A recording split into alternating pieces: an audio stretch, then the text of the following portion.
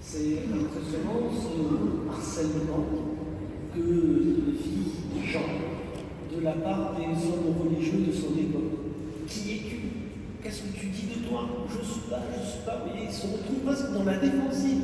Jean, je ne suis pas. Arrêtez de projeter des trucs sur moi. Je ne suis pas ce que vous dites, ni le Christ, ni Élie, ni le prophète. Cela sous-entend que ces gens-là, qui vont interpeller Jean, sont dans une grande attente. Ils attendent quelque chose. Ils attendent peut-être même quelqu'un, même s'ils ne le connaissent pas encore. On est dans cette attente. Pas l'attente du Père Noël, l'attente du Messie, de l'envoyé de Dieu. Et Jean a tellement de charisme, parce que vous savez qu'il est parti sur le Jourdain proposer ce baptême, mais il a du succès, il y a du monde qui va se faire baptiser par lui. Il y a du monde. Les gens se sont déplacés, ils vont jusqu'au bord du Jourdain, dans le désert, se faire baptiser par Jean. Et ça interpelle les hommes religieux de l'époque. C'est qui cette espèce d'allumé là qui fait son truc là sur les bords du Jourdain? Alors voilà, Jean se retrouve un petit peu dans cette défensive. Et vous savez que Jean lui-même va avoir des disciples, des gens qui vont se mettre à le suivre. Pourtant, il n'enseigne pas beaucoup, ou très peu. Il baptise surtout. Mais il y a des gens qui vont s'attacher à Jean. Et cela nous montre que, eh bien, voilà, pourtant Jean le dit bien. Moi, je suis là, je baptise, mais il va venir quelqu'un de plus important que moi. Et voyez le positionnement de Jean qui est prêt à s'effacer devant celui qu'il est venu annoncer. C'est pour ça qu'il est parti baptiser au bord du Jourdain, préparer le chemin du Seigneur. Il se sent pleinement dans l'accomplissement de cette prophétie du prophète Isaïe qu'il cite quand on lui dit qui tu es. Je suis la voix, celui qui crie dans le désert, préparer le chemin du Seigneur. Jean-Baptiste, il a conscience que ce rôle-là, lui, fait partie de ceux qui peuvent le tenir. Et il est là comme un prémisse, un préparateur de la venue du Seigneur. Voilà. Mais il y a des gens qui ont tendance à confondre. Et vous le savez, celui qui est annoncé là, la véritable lumière pour laquelle Jean-Baptiste prépare nos cœurs, c'est Jésus, le Christ. Nous le savons, nous, parce qu'on a la chance d'avoir suffisamment de recul historique pour l'avoir appris depuis. Nous le savons. Mais c'est bien Jésus, le Christ, qui est la véritable lumière. C'est lui l'envoyé de Dieu.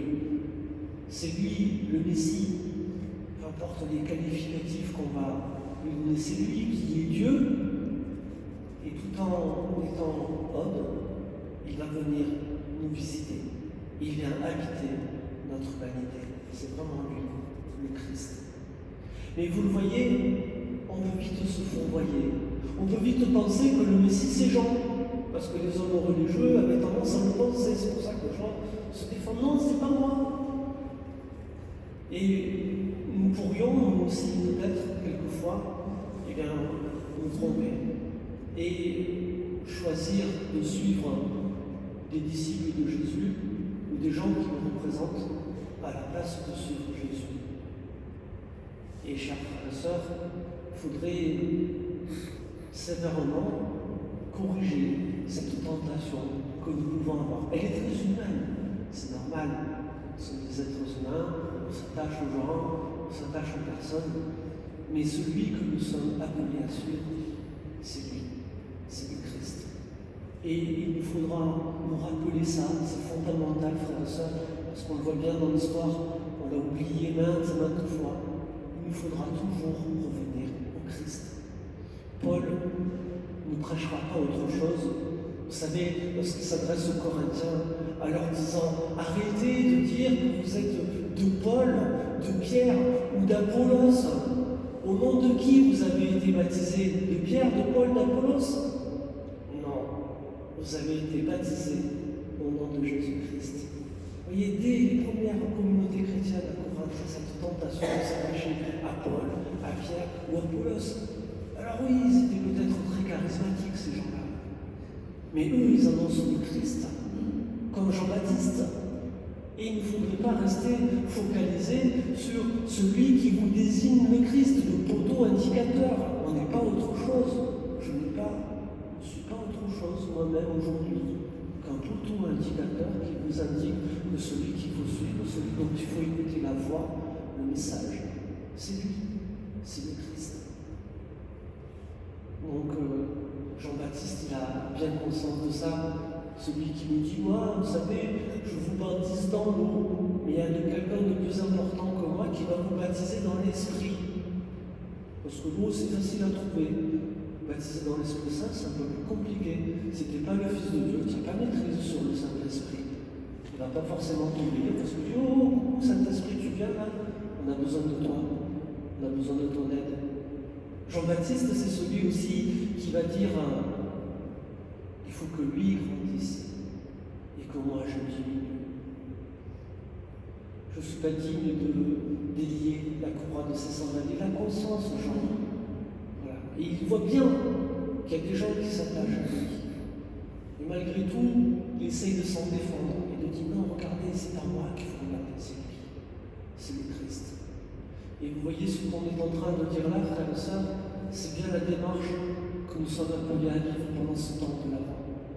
Nous débarrasser de toutes nos idoles, de toutes nos représentations, de tous ces faux prophètes, vrais ou faux prophètes, qui sont peut-être très séduisants à nos yeux, pour nous recentrer sur le Christ, pour nous recentrer sur celui qui est la source de la vraie lumière. J'aime beaucoup ce que Jean, l'évangéliste, nous dit à propos de Jean le Baptiste au début de l'évangile. Il précise bien que Jean n'était pas la lumière, puisque la lumière, c'est le Christ, mais il était venu pour rendre témoignage à la lumière. Et là, nous pouvons comprendre quelque chose de ce que nous-mêmes, nous sommes appelés à vivre dans notre vie d'hommes et de femmes, dans notre vie de croyants, dans notre vie d'hommes et de femmes baptisés, nous aussi, dans le Christ. La véritable lumière, c'est lui, c'est Jésus. Et c'est de lui que nous recevons la lumière qui nous habite. Ceci étant, si modeste soit-elle, cette petite lumière qui nous habite, eh bien, comme Jean, nous sommes censés rendre témoignage. Nous sommes censés la porter, cette lumière. La porter aux autres, la communiquer. Vous voyez, une bougie, c'est très simple, hein? C'est pas quelque chose de très spectaculaire, mais regardez avec une bougie, combien d'autres bougies on peut allumer. Regardez avec une simple lumière, si modeste soit-elle, comment on peut la répandre facilement, cette lumière. Et en plus, c'est génial, la bougie ne s'épuise pas en opération.